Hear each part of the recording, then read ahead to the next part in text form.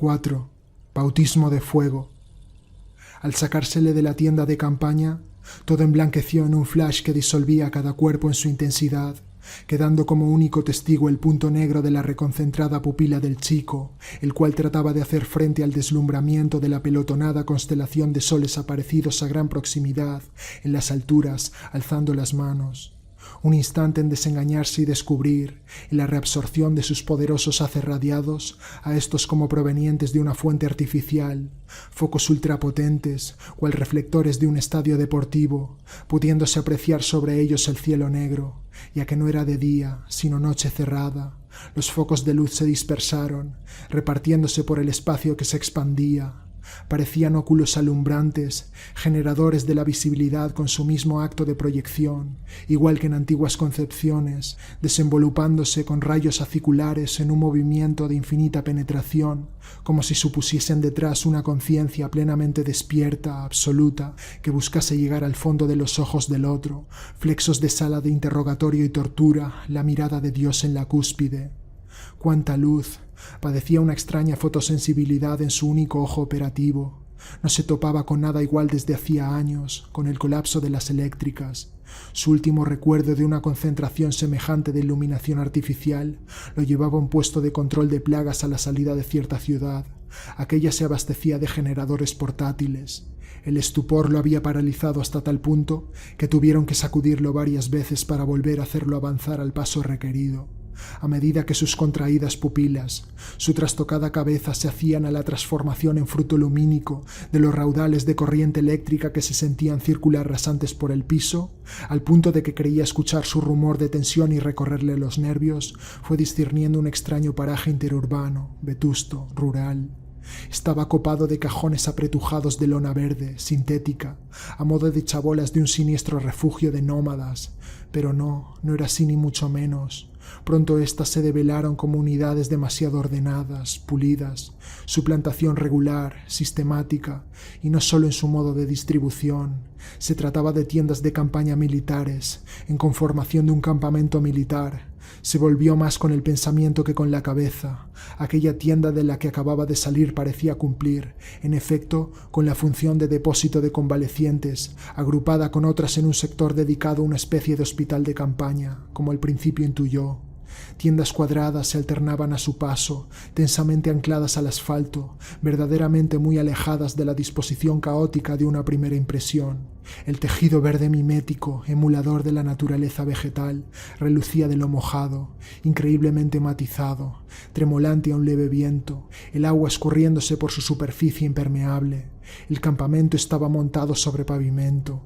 La plantación en cuadrícula determinaba una estrecha red de pasadizos por los que avanzaban, iluminados a lo largo por la sucesión de los focos sobre trípode que lo habían deslumbrado, colocados en puntos estratégicos, encadenando haces que los recorrían. Su alimentación se llevaba a cabo mediante un sinuoso tendido de cables a ras de suelo, gruesos, negros y relucientes como anguilas, comunicados con supuestos generadores de gasolina, grupos electrógenos, a los que no dejaba de oírse roncar, excéntricos. Uno de los focos se distinguió, creciendo en un destello más potente que los demás, cual la luz de un faro, interceptando pronto el paso de la escolta. Giraba desde lo alto de lo que no podía ser otra cosa que una torreta de vigilancia.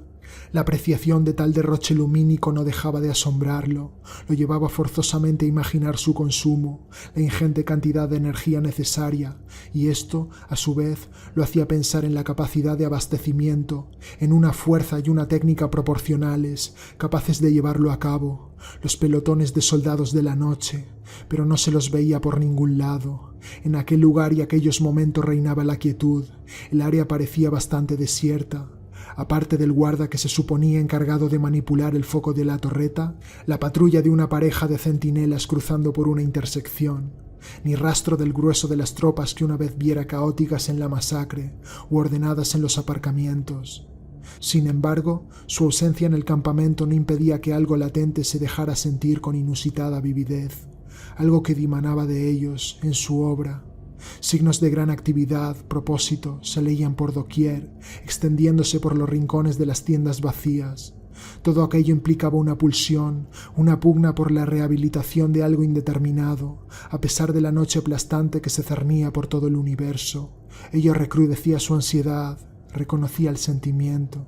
Había surgido fruto de aquel mismo oscuro motivo la madrugada del ataque al refugio, haciéndole reconocer a la luz de las llamas, de modo intuitivo, la índole de la potencia que los desbordaba, siendo presagio de la rendición inmediata que siguió y que más tarde había vuelto a encontrar en los aparcamientos del polígono industrial, frente a los pelotones, un no sé qué de vuelta a los grandes ritmos, afanes y locomoción desaparecidos, un atisbo. Toda aquella energía material, el carácter sistemático, masificador, la estricta obediencia a la ley que regía las conductas, que organizaba todo, hicieron que sufriese una regresión hacia el mundo antiguo, la civilización capitalista, encendiéndola ante sus ojos, con su progreso, industrialización, crecimiento y destrucción explotadores de la naturaleza y devoradores de sí mismos, en concreto hacia su forma más terrible, la marcial. Aquello no podía ser el ejército, se repitió. La sola y absurda idea era un reclamo hacia la locura. Que pudiese quedar algo de él suponía algo inconcebible. De entre todas las sociedades humanas, precisamente aquella, demencial. Desde siempre había sentido temor por toda organización militar, por el fascismo. ¿Acaso era aquella una mínima facción superviviente? Para empezar, la disolución de las Fuerzas Armadas era un hecho reconocido por todos, acaecido mucho antes de la liquidación final de la pandemia. Pese al falseamiento, en los últimos comunicados de los medios de desinformación y propaganda existía un consenso unánime en cuanto al derrumbe y anarquización de todos los cuerpos, tras el abandono por parte del alto mando. Cualquier sobreviviente podía confirmar con su testimonio su ulterior y trepidante división atómica, hasta su completa desaparición del mapa.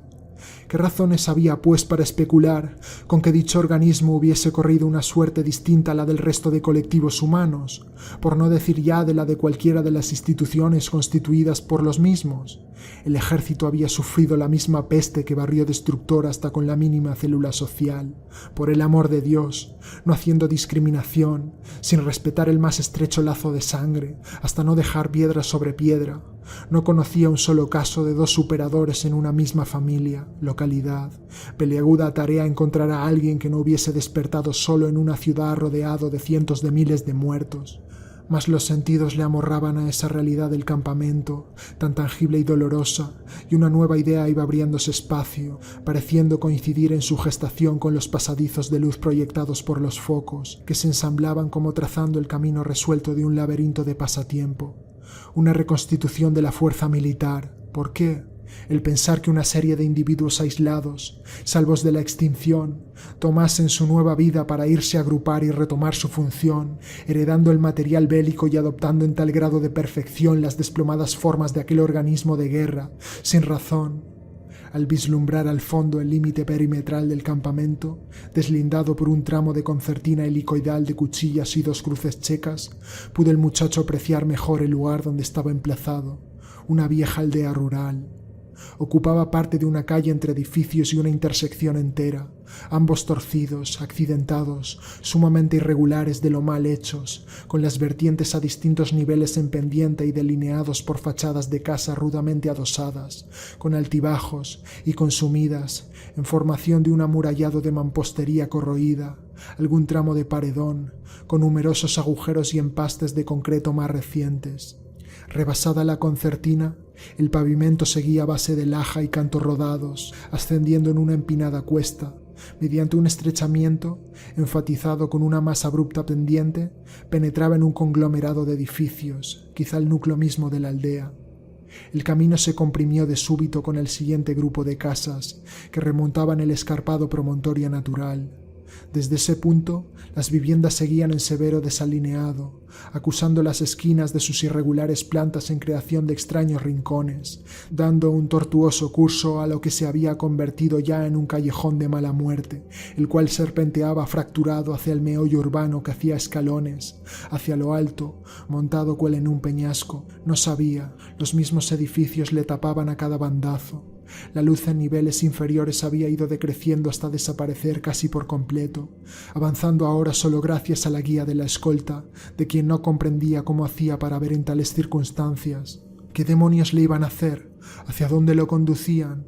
Veía balcones salientes con balaustradas ruinosas, enrevesados hierros de forja, ventanas con los postigos echados, podridos. Las casas crecían en aumentos, se erguían a su paso, descoyuntándose del nódulo, abriendo puntos de vista por angostos estrechamientos hacia otras, que se insinuaban en la lejanía con inclinación, terminaciones torcidas de tejados y cumbres castillescas, confundidas con demás formas negras, irreconocibles, trozos de muros almenados o con mellas ladeados hasta aparentar un inminente derrumbamiento, torres de chimenea, malformaciones todas de vetusta arquitectura rural, originarias de tiempos bárbaros, medievales, de nonato con el sello del diablo, cual abortos que reflejaran la fisionomía jorobada, esculpida por el maltrato y la desnutrición extremas, de aquella fuerza de trabajo campesina a la que la iglesia explotase para su construcción, monumentos sepulcrales enhiestos en las tinieblas, remontándose sin descanso unos a otros como cordilleras de un inframundo sin cielo. Despuntando en la cúspide, ahora veía, en una casual encadenación de vanos, un triangular hastial que desapareció al instante, dejando de verse a la vuelta del siguiente recodo. Andando por cierto tramo de su recorrido, se internaron por un angosto y opresivo puente ojival entre fachadas, hacia el que ascendían por los costados escaleras, dando sin transición a un paraje inhóspito, como otra vez un paso bajo nocturnas arcadas de jungla o gruta subterránea. Fue entonces cuando, rompiendo el silencio sepulcral, solo mancillado por roces y respiraciones, se apoderó del espacio sonoro un grave redoble de campanas. A medida que, con efecto retardado a la salida, el diafragma fosfénico de la penumbra tunelar se ensanchaba hacia la gradual claridad violeta, pudo entrever algo movedizo entremezclándose en las galerías porticadas, bajo los balcones de las viviendas. Por momentos rebasaba las columnas, insinuándose hacia afuera, en una violación total de las leyes de la física, como glóbulos de petróleo al borde de escindirse de una masa amorfa, los cuales terminaron por sugerir formas homínidas. Tenía la sensación de estar perdiendo el juicio, de no ser dueño ya ni de la justa percepción de sus sentidos. ¿Podría ser que el sanitario lo hubiese drogado? Moviéndose desde el punto ciego de su ojo ocluido, cuando andaba ya muy cerca, uno de los glóbulos negros se desprendió de la masa como en dirección a interceptar su trayectoria. No se atrevió a mirarlo fijamente. Se detuvo poco antes de hacerlo, tomando suelo y corporizándose en una forma humana. Aquel aberrante ser poseía una naturaleza dúplice. Su medio cuerpo frontal se vislumbraba la franja de exigua luz estelar de la medianía del camino, apenas algo más claro que el resto, pero el otro medio, la silueta de su rostro, se oponía al primero apuntando en sentido contrario, nuca fundida contra nuca, como dos cabezas siamesas, de escisión celular interrumpida a medio proceso, desproporcionado, monstruoso, cual un tótem o reverso tenebroso del primero cargado en las espaldas, de oso hormiguero. Notaba que la parte humana le dirigía una mirada de salvaje inquisición, cuando, llegando a su altura y próximo a pasarle por delante, avanzando un punto más pero sin dar un paso, un bulto en elongación prorrumpió del vientre de ese hombre oso, abriéndose los faldones de la gabardina como en parto de una bestia, tomando al punto forma un cancerbero tricéfalo, que se abalanzó sobre el chico, entre potentes ladridos y lances de dentelladas que acuchillaron el aire tenebroso, al tiempo que lo empujaban a retroceder con reactivo espanto, asestándose por unas fauces relucientes de las que se desprendieron hilachos telarañosos de babas brillantes que le salpicaron el rostro, las cuales no hubiesen sido lo único en alcanzarle, de no verse la criatura frenada en su ímpetu y en seco, al límite descubierto de una tensa traílla de cadena firmemente asida desde el otro extremo por su portador. El muchacho jadeaba, el corazón le latía revolucionado. Tras parpadear reiteradamente, al volverse por un instante a mirar, el engendro se le apareció como un mero hombre, aunque de aspecto siniestro, con su can del averno dividido ahora en un trío de perros de presa.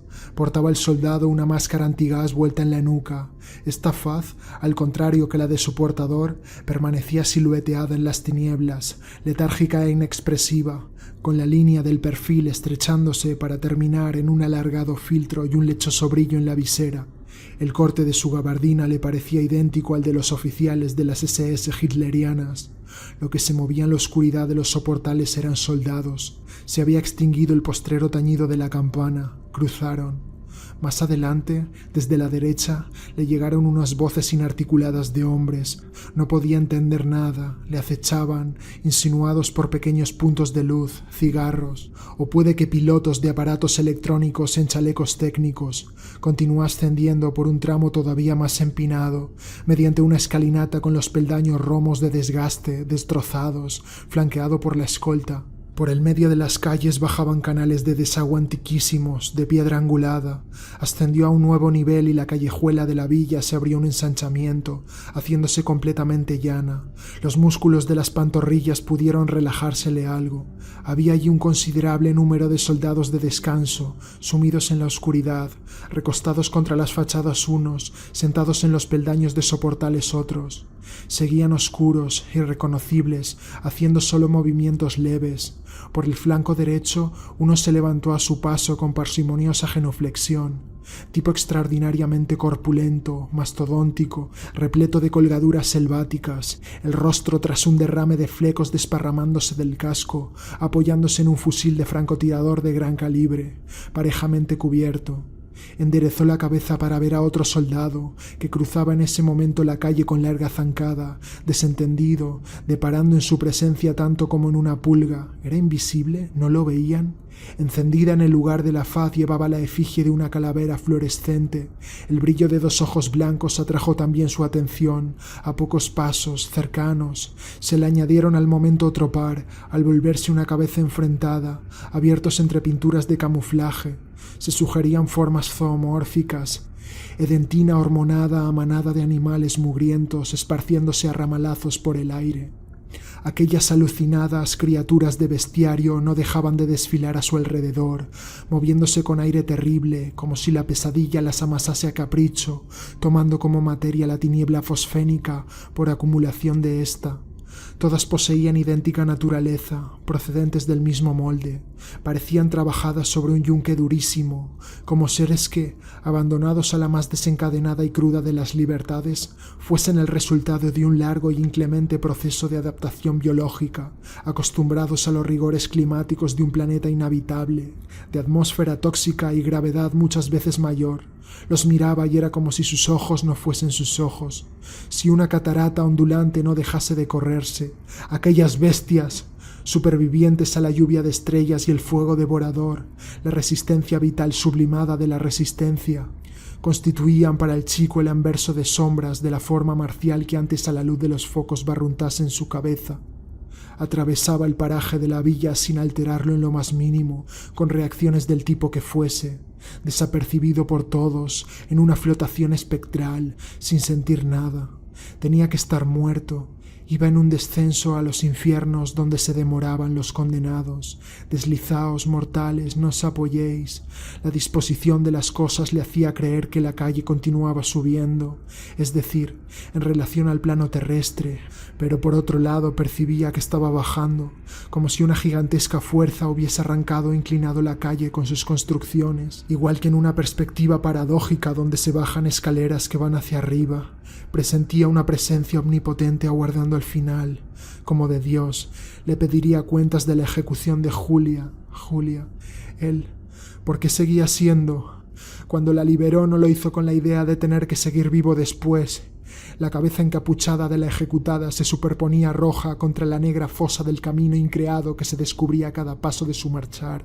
La mandíbula batiente sacudiendo la tela. Por el amor de...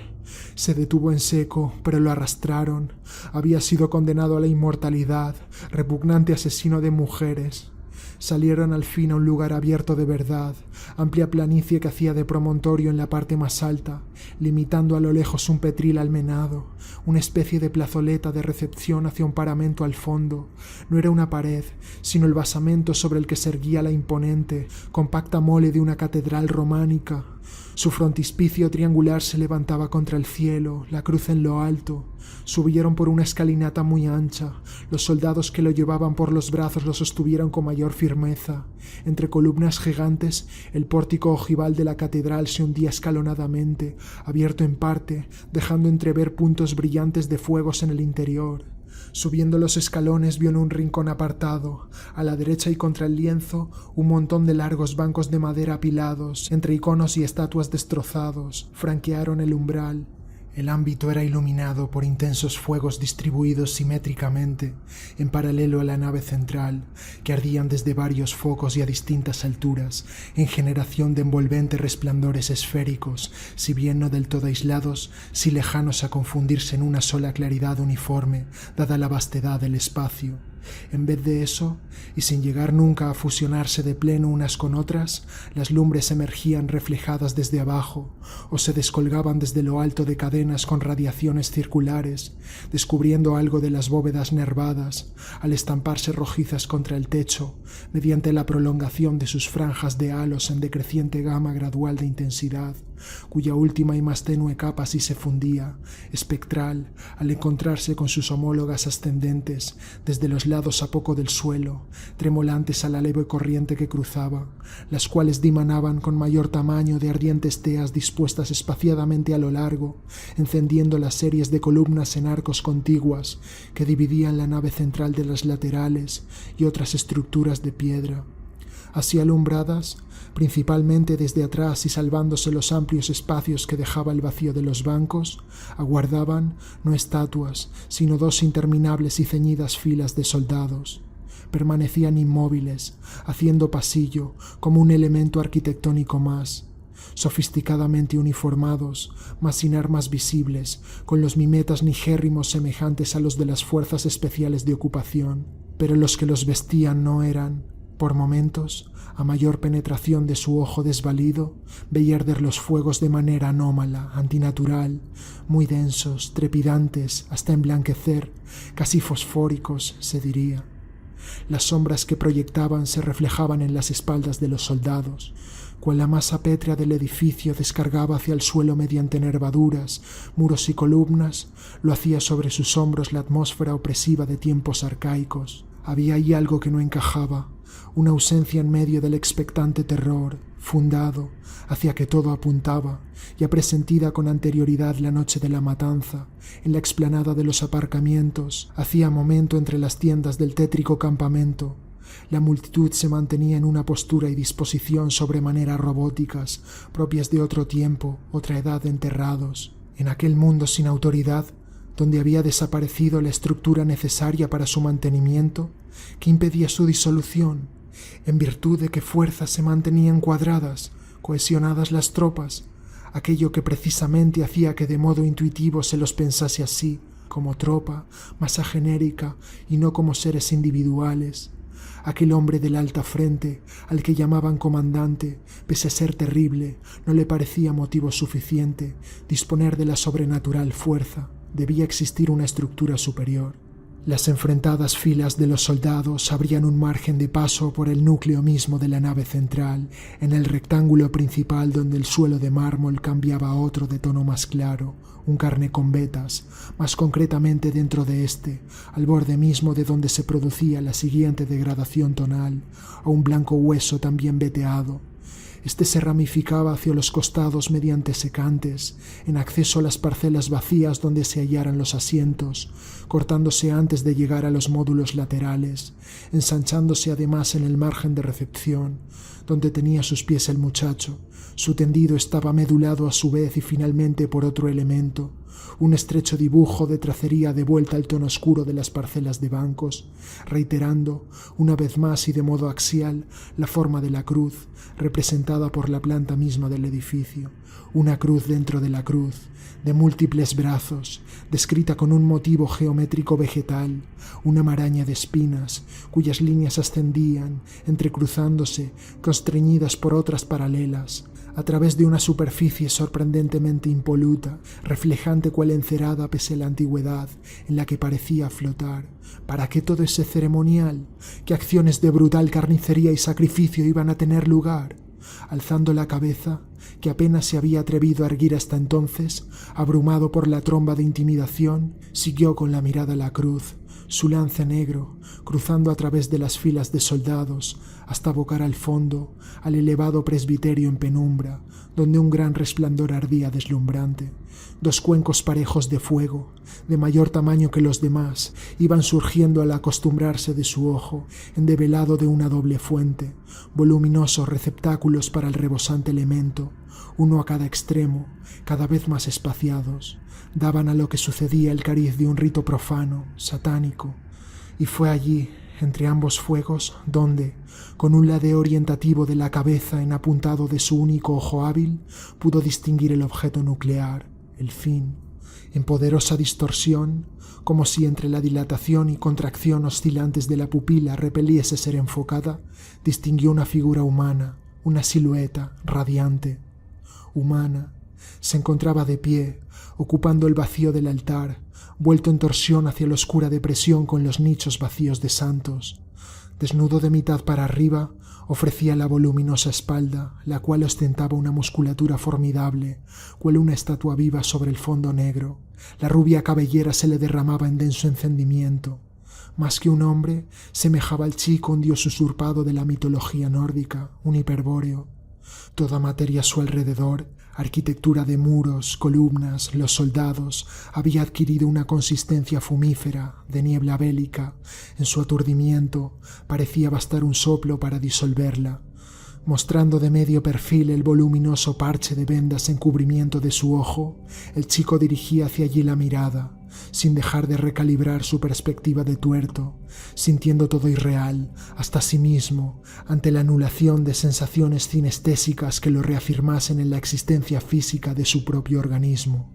Pese a presentársele de un modo tan borroso, aquella figura le era de alguna forma familiar, o, más que ésta, lo era el sentimiento de su presencia.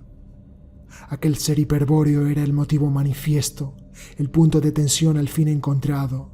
Solo un vistazo fue suficiente para comprender que solo él bastaba y sobraba, en virtud del cual se mantenían como tales los soldados, tanto los vistos en jornadas anteriores como los que ahora formaban a ambos lados, tan cuadrados, receñidos, cual ligados a él por invisibles hilos envueltos a un tornillo, una extensión orgánica extracorpórea. Su difusa imagen se volvió lenta, majestuosamente en aquel preciso instante, con lo que pareció avivarse la intensa aura blanca que envolvía las piras. En efecto, con dicho gesto la combustión había crecido, se había acelerado en todos los focos, algo que el chico pudo apreciar con suma claridad en la pila bautismal, la fuente que le era más cercana.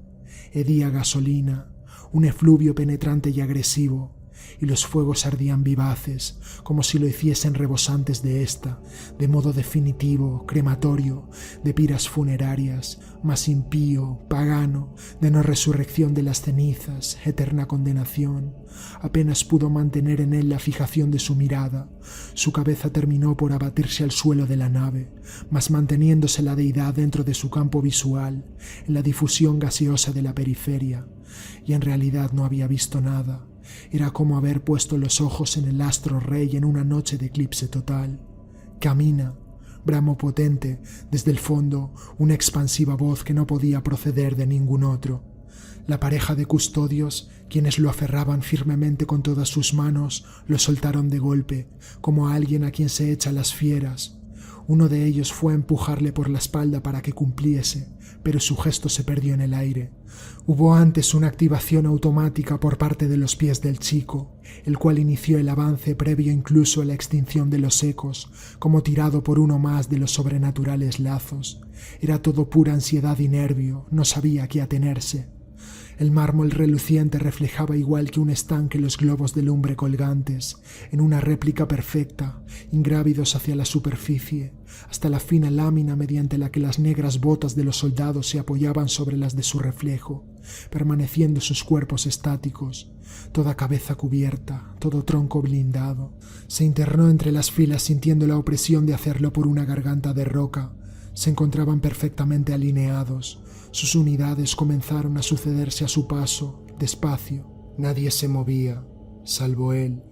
Parecían una recepción de estatuas. De pronto, algo lo alertó por la izquierda y, sin transición, un golpe lo sorprendió encajándosele en el costado izquierdo. Lo desequilibró, pero sintiéndolo amortiguado dentro de lo que cabía. Volvió la cabeza. El tipo que se lo había propinado se había disuelto en el anonimato de las filas. Quedó temblando. ¿Por qué se le pegaba? Sin advertirlo, había ido decantando por temor hacia el lado contrario. De ahí le vino el siguiente lance. Le dio de segundas en la cara, fuerte, mas había alzado el hombro de modo providencial, cubriéndose la quijada justo antes de producirse el contacto. Previo a que pudiera asimilarlo, vino otro, en el cogote.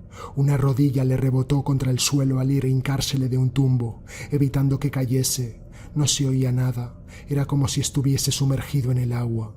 En esta recordó las palabras del tipo con apariencia de médico y se dispuso a cubrirse la cabeza, encogiéndose. Retomó de esta forma el paso, avanzando con cautela, alertado, pues algo le decía que debía seguir caminando, no desoír el imperativo emitido por el líder pasase lo que pasase. La cosa se repitió. Alguien salió espontáneamente de su fila para propinarle por la espalda un mazazo caliente, haciendo que su tórax resonase como un balón de cuero hinchado. Soltó un gemido, se puso en guardia. No veía venir los golpes por ese lado, el hemisferio coincidente con su ojo cegado. Maldición. Un nuevo directo en el flanco izquierdo, bajo, más fuerte que el anterior, le hizo sentir cuán dolorosos podían resultar los golpes en esa zona. El dolor lo cegaba, debía deshacerse de él para que no le conectasen más golpes. Respirar, estar atento. Los soldados entraban y salían de sus posiciones de modo relámpago, cada vez con mayor regularidad. Se encorvó más, bajando la guardia a las costillas tanto como le era posible.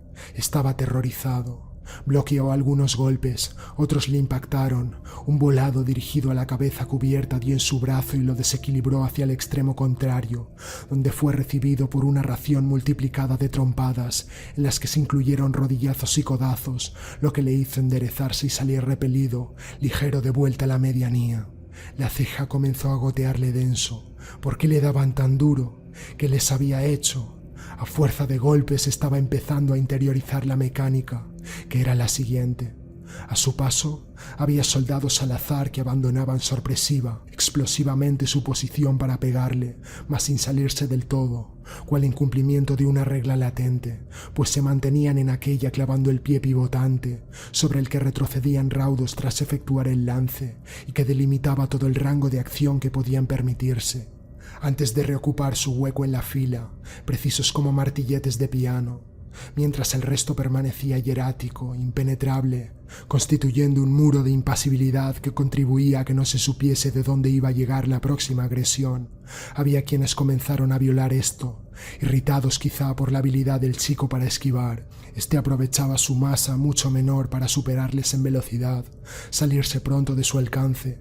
Así, un osado le propinó con elástica agilidad una patada que lo arrojó contra el otro bando, de cuyos dientes de moledura, puños y pies hubo de desprenderse a tirones para no ser triturado, pues algunas zarpas lo aferraban. Un caldeo corporal le iba de arriba abajo.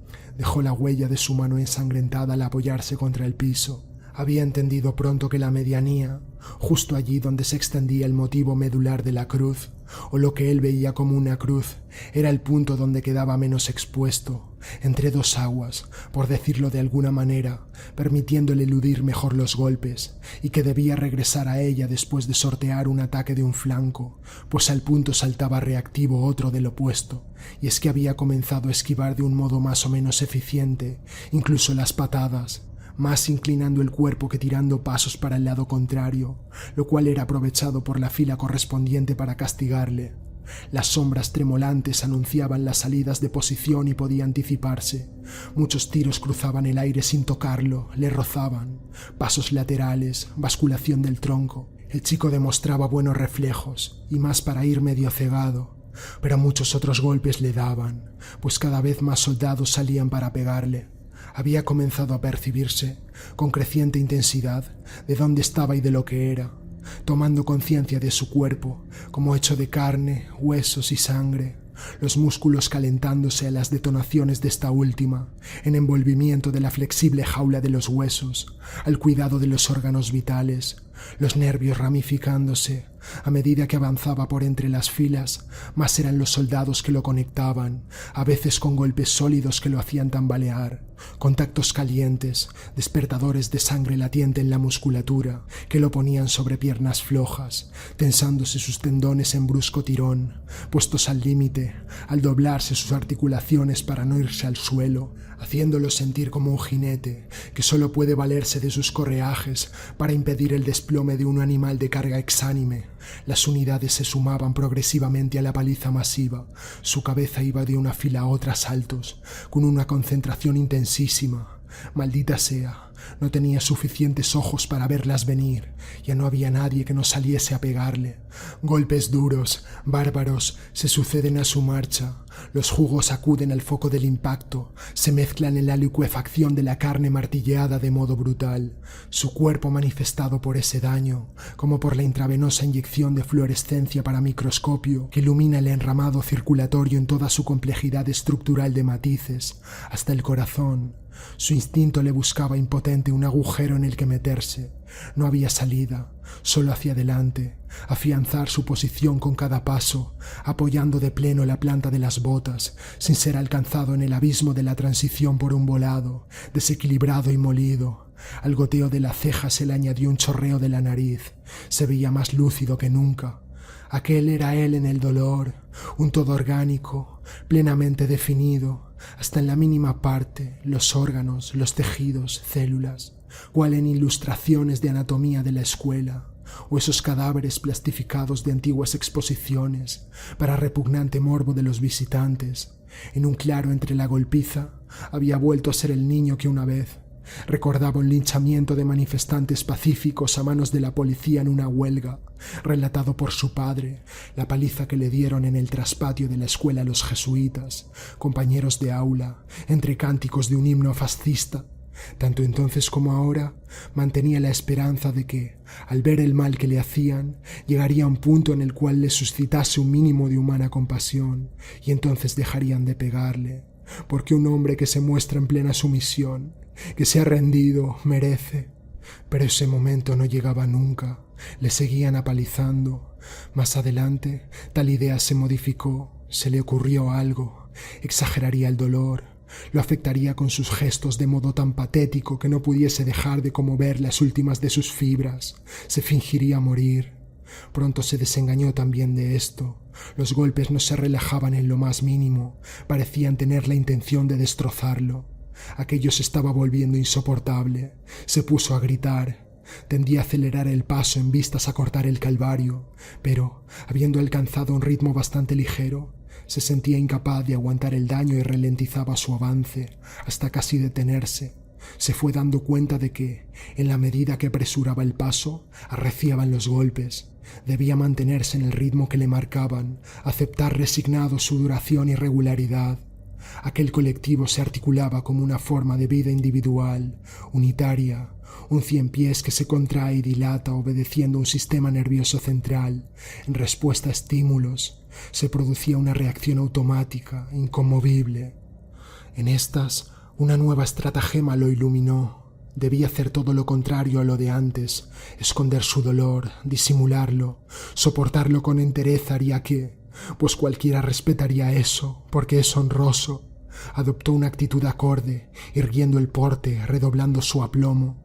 La cosa duró poco, hasta que un puño aprovechó para hincársele hondamente en el vientre, produciendo una intensa mordedura que lo paralizó al retirarse con el embate de sus entrañas. La vejiga se le vació incontenible, ensanchando un cerco de mojado en los camales de la entrepierna. La advertencia de peligro de muerte por parte del médico se le hizo entonces bien presente, y quería vivir, porque era lo único que le quedaba.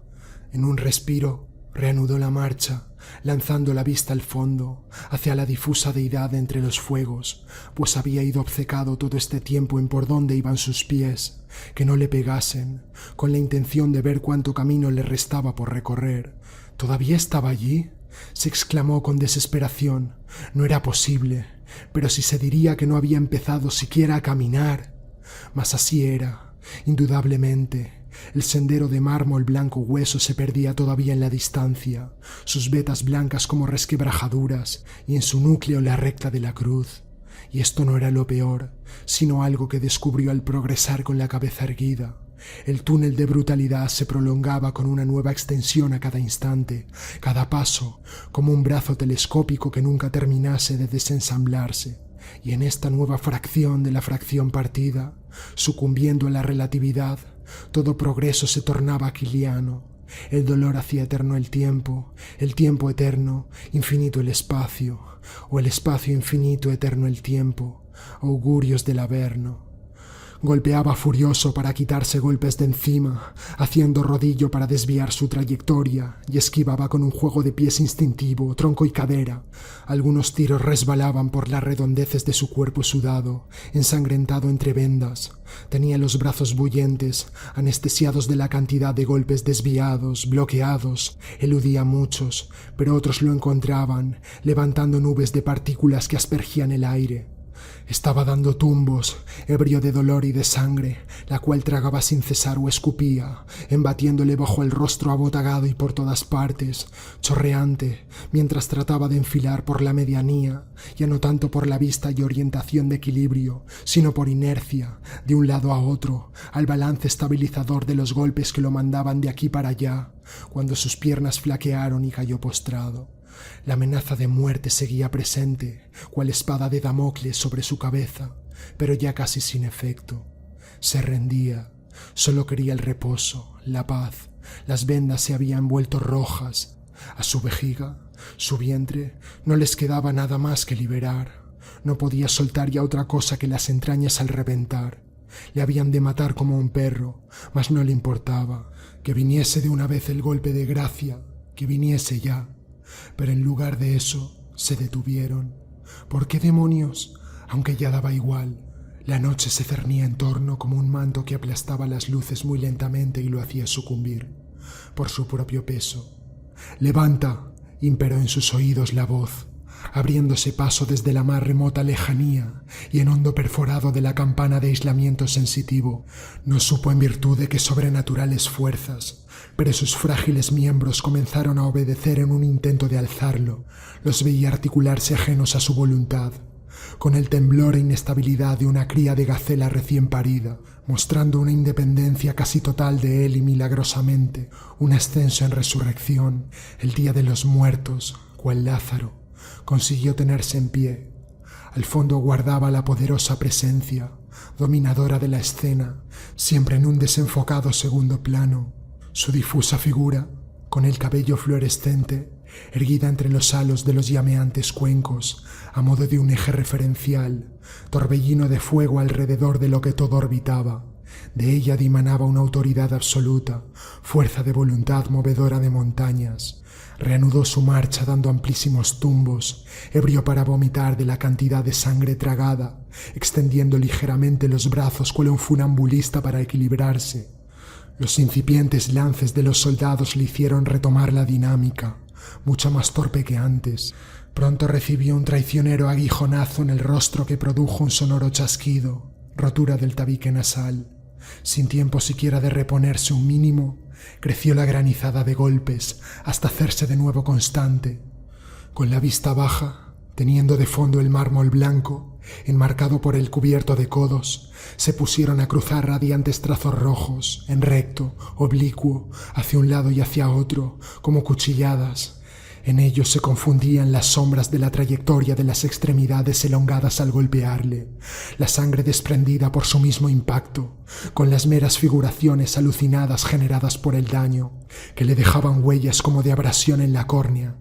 Con cada nuevo golpe, atravesaban en un sentido y en el contrario la vertical de la cruz, motivada sobre las baldosas, a veces con abundantes salpicaduras, como cazazos echados a su paso, añadiendo nuevos brazos a su ramificado, torcidos, salidos. Llegó a tener la loca impresión de ser salpicado por su propia sangre en el mismo punto de recepción del golpe. La estipes tenía como motivo interior una trepadora espinada, de 2 líneas onduladas entrecruzadas. Las ascendía. Ante este calvario, no tardó en irse al mármol otra vez, regándolo con densas gotas verticales derramadas desde todos los orificios. Pero esta vez no se detuvo. No era una opción. Gateó bajo patadas, pisotones de manos, salivazos, pues algunos le escupían, hasta que le faltó el aire. Dio de pecho contra el suelo y se mordió la lengua. Pero siguió arrastrándose sobre los codos, por un puro impulso motor sin causa, nacido de no sabía dónde, babeando viscosa sangre. Todo estaba perdido, aquel cuerpo para el arrastre. No podía avanzar ni un centímetro más. Su organismo se encontraba al filo del fallo general. De pronto, reparó con extrañeza en que habían dejado de pegarle otra vez, y siguió avanzando, cuando su mano se topó con algo. Unos deslumbrantes, gaseosos peldaños, cuya imagen se desdoblaba ligeramente, aparecieron ante su velada mirada al alzarse. A la estrecha rendija de sus párpados el resplandor movedizo del fuego. Había llegado. El presbiterio parecía iluminado por una intensa y blanca luz cenital, donde se veía flotar cada partícula, radiante, contrastarse cada cuerpo contra el fondo negro. Ascendió los escalones reptando, sintiendo sus ángulos bajo los huesos, como estrías de un molde de prensa, aunque visualmente su materia se esfumaba volátil. Y allí estaba. Se encontró a los pies del ser místico, el cual había confiado en su capacidad de llegarse hasta allí aun cuando él lo creía imposible. Luego sabía más de él que sí mismo. Las altas botas negras, de caña interminable, los cordones ascendiendo como lo hacía el motivo del mármol. Ni aun a esa distancia acertaba a enfocarlo con nitidez. Miró hacia arriba cuanto pudo, continuando por el brote troncal de sus piernas. Ostentaba una musculatura hercúlea, llameando como las piras, su deslumbrante palidez, envuelto en un halo. Empleó el resto de sus fuerzas en una genuflexión en la que su frente quedó contactando con el piso, manchándolo todo. Había dejado un largo rastro de sangre tras su paso. «Despojadle», dijo la autoridad. 2 soldados acudieron desde los márgenes. Uno lo sostuvo en alto, casi en volandas, mientras el otro se deshacía de toda prenda, incluidas vendas y una pulsera, sirviéndose de un cuchillo para acelerarlo, con la precisión de un desollador experto. Seguidamente le raparon la cabeza con una maquinilla eléctrica que zumbaba en sus oídos, destapando los más abultados enemas de su cráneo, y echaron los harapos a una de las piras. «Ahora», voceó uno de los soldados en su oído, «jura lealtad al Adma». Y tras ello desaparecieron. Más allá del vivo resplandor no se veía nada.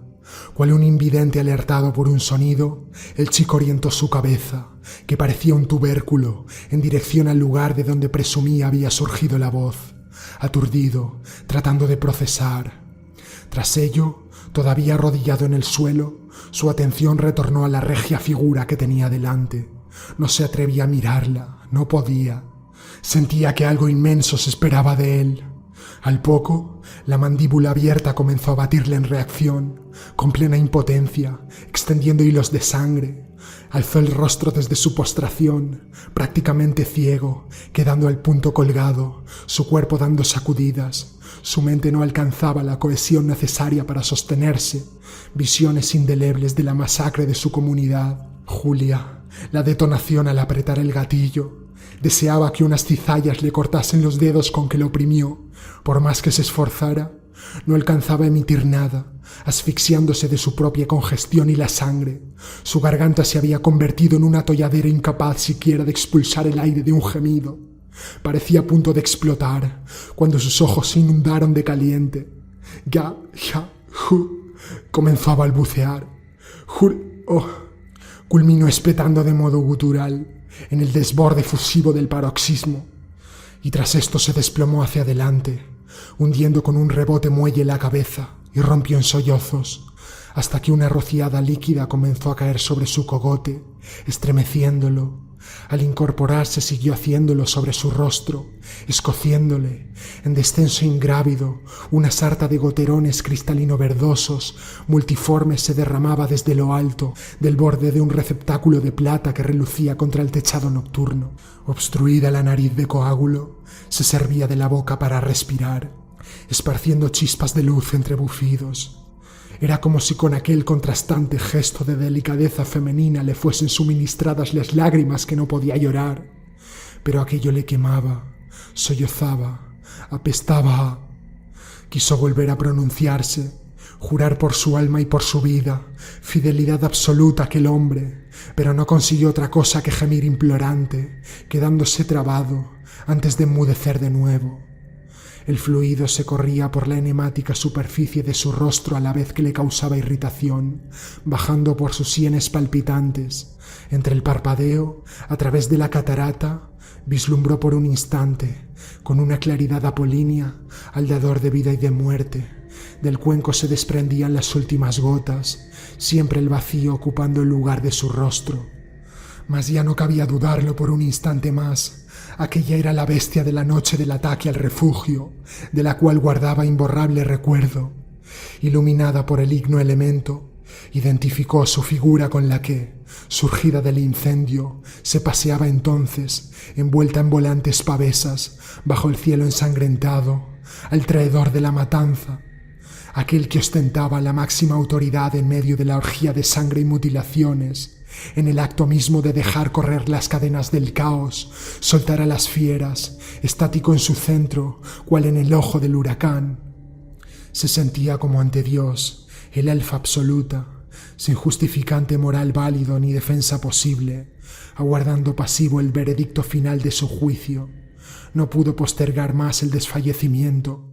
Su imagen se desvaneció en una espiral, cual en reflejo de sus propios sesos colando por un sumidero. Su último pensamiento fue para aquel hedor, químico agresivo, análogo al que lo había despertado. ¿Acaso se le había regado con gasolina?